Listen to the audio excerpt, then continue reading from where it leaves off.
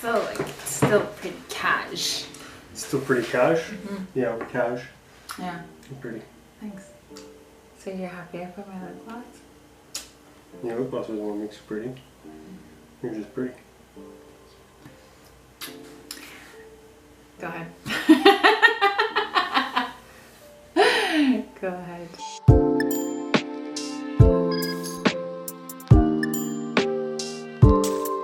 Hey everyone, thanks for tuning in. We got a really nice video for you today. We spent this morning at my parents for Thanksgiving, Canadian Thanksgiving. We had some turkey, all that good stuff, and we're gonna introduce you to my dog Grizzly. He's still with my parents. He's having the time of his life over there, so you'll get to see some of him. He's a real cutie. So we're gonna show some of that because we thought it'd be cute. This is a bit of a sit down and vlog. When we get back here, we're talking about Don't Worry Darling. We watched it yesterday. We have some opinions on it. We want to know your opinions. Obviously, this video is gonna have some major spoilers because we want to get into the nitty gritty. We especially want to talk about that ending. So thank you for watching. Be sure to like and subscribe and enjoy the video.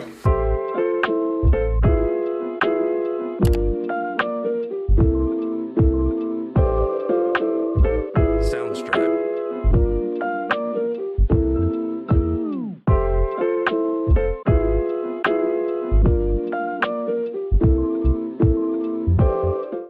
We're on a walk. It's Thanksgiving. We just ate. We ate so good. Yeah. Oh my god, your mom's food was so good. We had So full. turkey, cranberry sauce, gravy, peas, sweet potato, butternut squash, soup. It was so yummy. And then there's panettone and coffee after. And truffles. And there's Grizzly. And there's Grizzly. Yeah, Grizzly. this is me. Yeah. I've had him for Nico's 3 dog. years. Or a little less than 3 years, 2.5 years. Yeah. Oh, 3 years in December. It's a big baby. It's a German Shepherd Husky mix. And he's the most loving, playful, funny, very charismatic dog.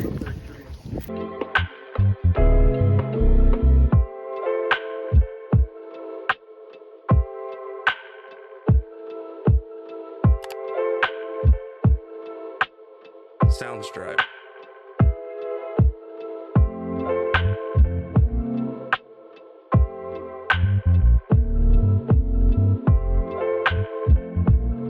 Soundstripe.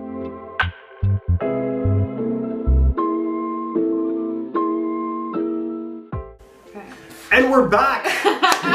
We're back in our favorite spot, sitting down. I hope you guys missed this little setup here. Our parents stuffed their faces like they always do. Like we said in one of the videos, they're notorious for overfeeding their guests, and today was no exception. What we want to focus on right now is last night we went to go see Don't Worry Darling in theaters. Maybe we talk about what we thought of the movie because there was some things brought up before it. There's the whole Harry Styles spitting on Chris Pine beforehand. I heard some of it. I don't know the details. Like I don't know where the spitting thing came from. Right. Why? Because to my knowledge, the beef was between Florence Pugh, like the main actress, and Olivia Wilde. Obviously that garnered attention. The whole spitting thing, I think they were at a film festival and it looked like Harry Styles may have. But anyways, that's not really important. Once the movie got started, I mean, they got right into it, which is something I enjoyed. They're in this community called Victory. Yes. Part of the Victory Project. Yeah, if you guys have seen I think it's called the Stepford Wives. I keep saying that name. I'm pretty sure that's the name of the movie, but it's very reminiscent of that. Or the Truman Show also, it's been compared to that. So you can imagine like the kind of idyllic like community, you know, they're in the 50s also. It's set in the 1950s. The women are living very much housewife lives where they make breakfast for their husbands. He's the breadwinner, and sort of the catch at the beginning is that no one really knows what the men do. All of these men work at the Victory Project and they have this very vague title. I believe Harry Styles' character, who is the husband of Florence Pugh's character, her name is Alice, His name is Jack in the movie. It's very, very obscure, their thing. You can't ask any questions. Right. You can't necessarily speak to him whenever you want. He's very like off limits. Secretive. Yeah, to me it gave a very like culty kind of vibe at Absolutely. that point. We don't have to go into detail because if you've seen the video, like if you've seen the movie, then you know what happens. And if you want to see it, we don't want to like reveal too much. Yeah, you're right. But essentially, like, yeah, Florence Pugh starts noticing something's wrong. She tries to bring it up to her husband, Harry Styles. He doesn't believe her. They did the same thing with the other wife who tried to kind of like expose what's going on. They all labeled them as crazy and paranoid. I think the movie is like kind of, you could separate it in 3 parts. So the first part is when everything's going perfect. Then second part is when things start. Right. I would say after Margaret kills herself. Yeah, exactly. That's when the second part begins. And the third act would be where Frank starts to, when they have that conversation in the kitchen. I feel that's where it's like, you know, he's kind of like, I know you're onto me, but I'm onto you too. Yeah. If you've seen the movie, you know what happens, but we kind of want to talk about this last act because to me, this is kind of like what made, or in my opinion, broke the movie. Yeah. We see that before this life, they're living in an apartment. Harry Styles is looking absolutely disheveled. He's recognizable, but almost not. Like, they really made him look like an incel. And I was like, is that him? Like, I had a feeling, and then when they showed him, I was like, oh my god, like how did they do my man like that? I wonder if he actually grew his hair for that role. So we come to see that like Alice is actually her nurse outfit or her doctor's outfit, whatever it said MD on it. So I consider her a doctor. She was talking about stitching up people, so then we could consider her a surgeon. She was a surgeon. So tell me why this surgeon who makes over 6 figures lives in an apartment that's with run down. This musty man. They don't have any hot water. But to me, it didn't make sense for a surgeon or a doctor or even a registered nurse. And then this guy, they've been together God knows how long, they don't tell you. He's like, oh, I didn't make dinner because you didn't text me. I felt like there were some holes kind of in the story. To me, that is a plot hole. Like, you don't present Alice's character the way she is, someone who questions stuff, to live with a guy who, you know, is just listening to these weird podcasts. And you start to put the story together in the third act where you're like, oh, okay, like, you know, he was listening to Frank's radio show podcast prior, and she's working 30-hour shifts, and this guy, all he wants to do is have sex with her when he shows up. Then he tries to sleep with her. He's like, oh, you were gone all day. But like, spoiler alert, okay? The Harry Styles kind of enrolled in that Victory Project thing. And it's like a simulation where they're, you know, they're hooked up to a machine and they can kind of enter the virtual. That's why we wanted to talk about this ending, because me personally, I don't know, you guys let me know, but to me, the whole thing was acting like a Truman Show thing. You got these interesting things. You got the airplane that crashes. They don't explain what that was. There's the scene where it says, "Welcome home, Alice." Yeah. That whole treatment thing. Where did that happen? In reality, she's got her eyes open and he's drip feeding her water. Yeah, that was pretty creepy. We find this like really disgusting reality that like she and possibly these other women are being held against their will in this sort of perfect life, which is the catch, right? That's the big twist. Like you said, you liked the beginning of the movie. I, on the other hand, I didn't like the beginning because it was so on the nose. Like, it was very predictable, if you can say. But then when the twist came, I have to say, like, yes, I wasn't expecting the twist, but I don't necessarily think it was done well. Like you said, I find they didn't develop that last part enough, that third act. They didn't. It feels like they added that after. First off, the reason why I like the beginning is because I find the music really set the tone. Yeah, I like the soundtrack. The scenery, everything, you know, like all those things, like, you know, anything that's a mystery, you got me hooked until the end because I'm hoping they could execute with the mystery. And then at the end, you could tell it's rushed. It feels very piecemeal. So she finds out what's going on, and suddenly the lampposts start exploding.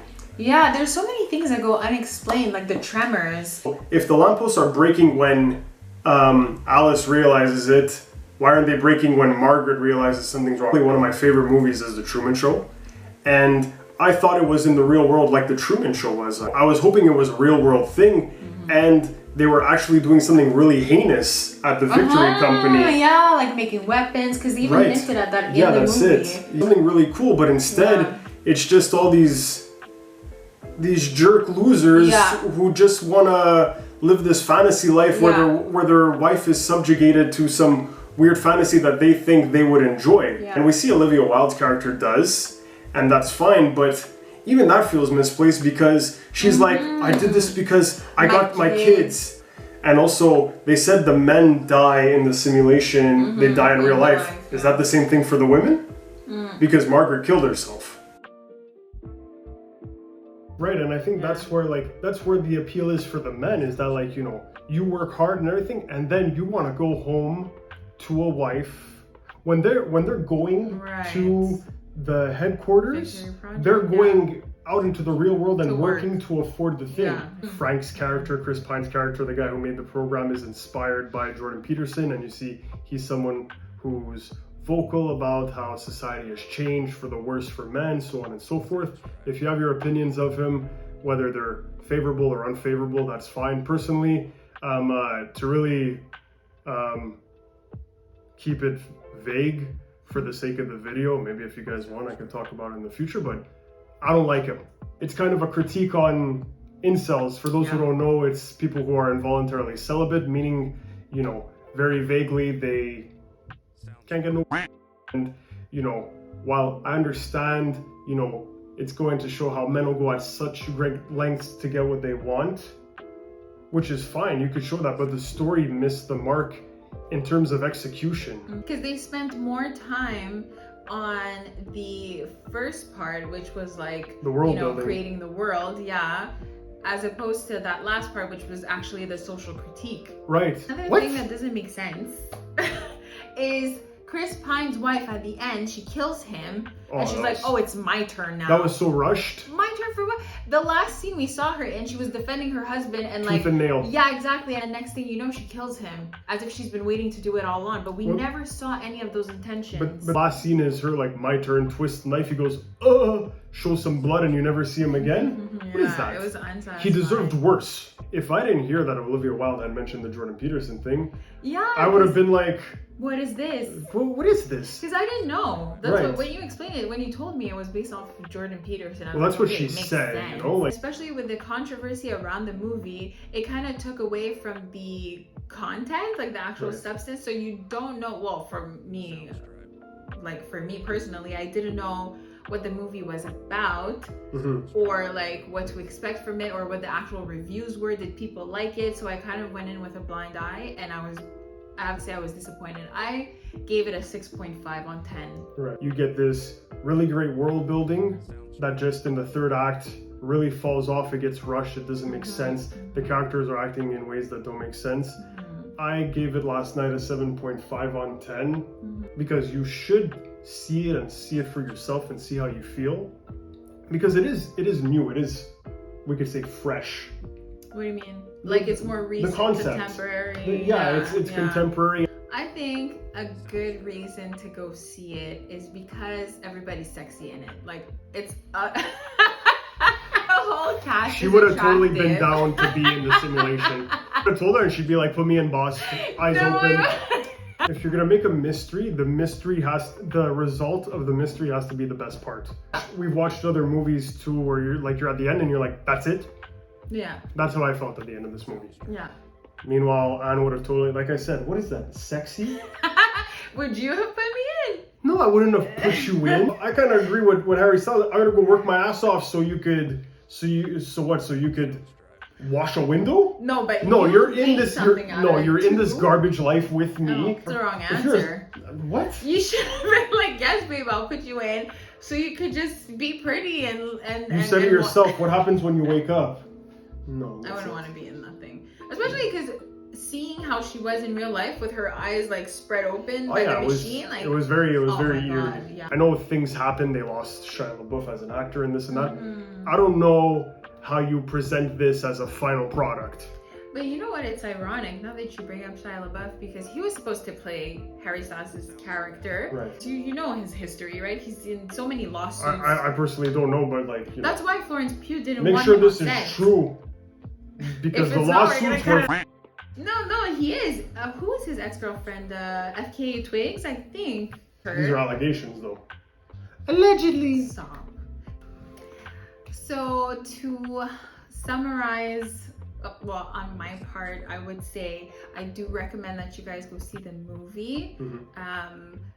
For the entertainment purposes, but also for that social critique aspect. You can let us know if you got the message that was trying to be conveyed in the movie, Right.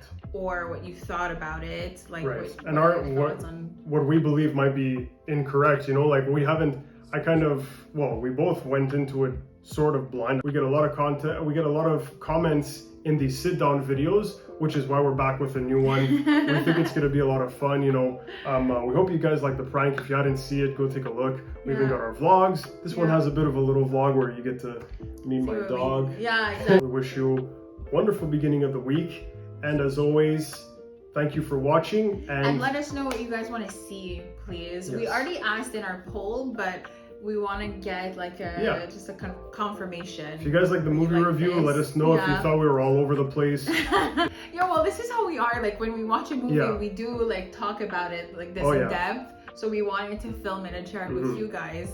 I'm really lucky. Because, I'm someone who talks during a movie, and I'm someone who asks questions during a movie. We go really well together. You should have seen when we watched Interstellar. Oh my God.